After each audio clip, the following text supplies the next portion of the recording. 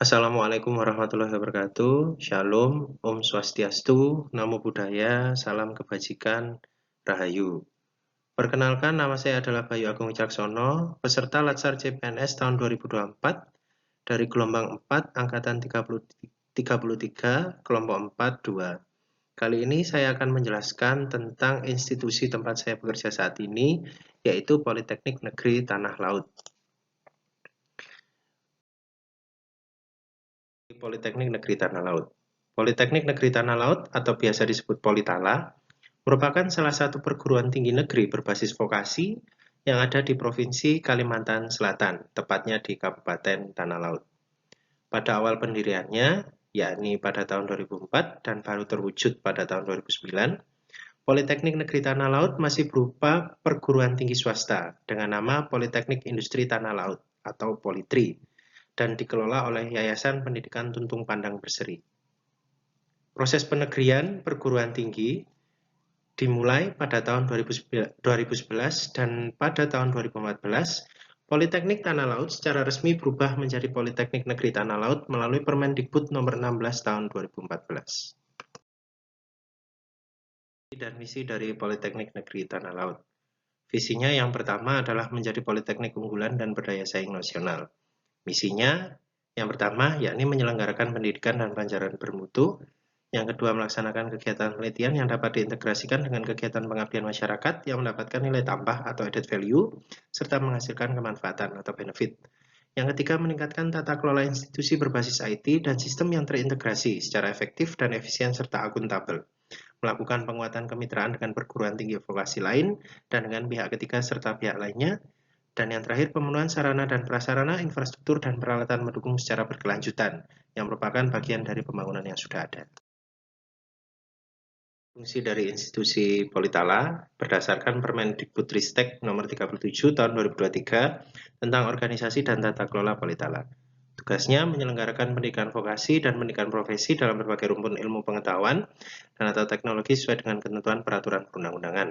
Fungsinya yang pertama, pelaksanaan dan pengembangan pendidikan vokasi dan profesi, pelaksanaan penelitian dalam rangka pengembangan iptek, pelaksanaan pengabdian masyarakat, pelaksanaan pembinaan sivitas akademik dan hubungannya dengan lingkungannya, serta pelaksanaan kegiatan administrasi.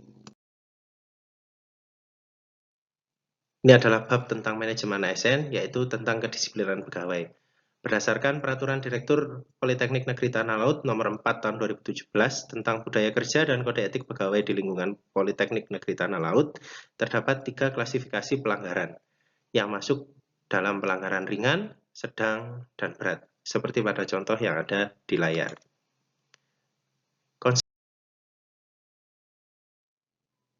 Konsekuensi yang didapatkan oleh pegawai atau karyawan Politeknik Negeri Tanah Laut jika melakukan pelanggaran yang dijelaskan pada sebelumnya akan mendapatkan beberapa sanksi, mulai dari sanksi ringan, peringatan lisan, sanksi sedang, dan sanksi berat sesuai dengan pelanggaran yang dilakukannya. Pengembangan kompetensi yang diberikan kepada pegawai Politeknik Negeri Tanah Laut, dalam hal ini dosen. Dosen dapat diberikan kesempatan untuk mengikuti pelatihan serta sertifikasi kompetensi yang diadakan oleh institusi, kementerian, dalam hal ini Kementerian Pendidikan, Kebudayaan, Riset, dan Teknologi, ataupun instansi lain yang terpercaya. Dan yang selanjutnya, dosen diberikan kesempatan untuk melaksanakan studi lanjut.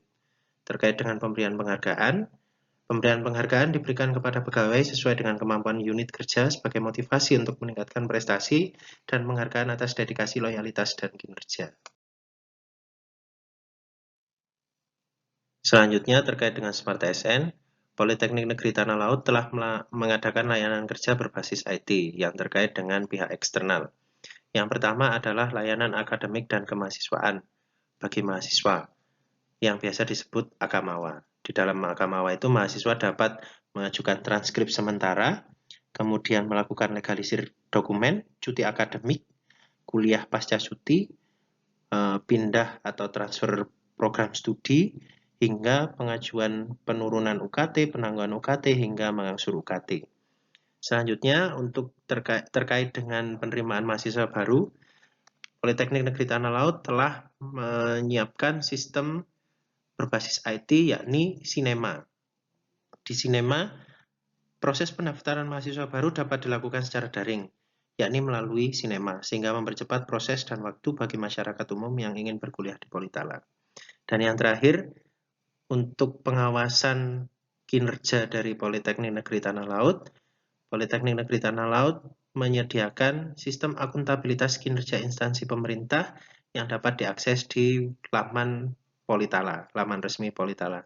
Di sana tersedia beberapa dokumen, contohnya seperti Renstra, IKU, rencana kinerja tahunan, perjanjian kerja, rencana aksi, hingga laporan kinerja. Selanjutnya, sistem kerja berbasis hati dalam hal ini terkait dengan pihak internal, yaitu dosen. Politeknik Negeri Tanah Laut telah menyiapkan beberapa sistem yang dapat digunakan oleh dosen. Yang pertama yakni Sipadu. Di dalam Sipadu ini, dosen dapat mengetahui jumlah bimbingan, baik bimbingan akademik atau bimbingan tugas akhir. Kemudian total beban mengajar dosen, jam mengajar, dan juga dosen dapat melakukan presensi mahasiswa secara langsung dan melaporkan realisasi pelaksanaan pengajaran pada hari itu juga secara online. Kemudian yang kedua adalah e-presensi Politala. E-presensi di sini dapat diakses melalui web seperti pada contoh yang ada di layar, dan juga dapat diakses dengan menggunakan aplikasi yang ada di ponsel berbasis Android. Di sana dosen tidak lagi absensi secara fingerprint ataupun tanda tangan. Di sana juga di e-presensi itu dosen juga bisa langsung melaporkan kinerja harian yang dilakukan selama 1 hari.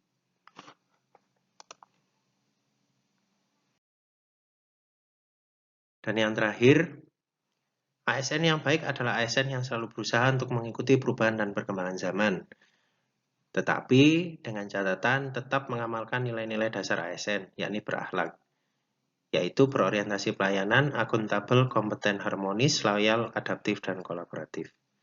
Demikian penjelasan saya terkait dengan institusi tempat saya bekerja saat ini. Mohon maaf bila ada kekurangan. Terima kasih. Wassalamualaikum warahmatullahi wabarakatuh.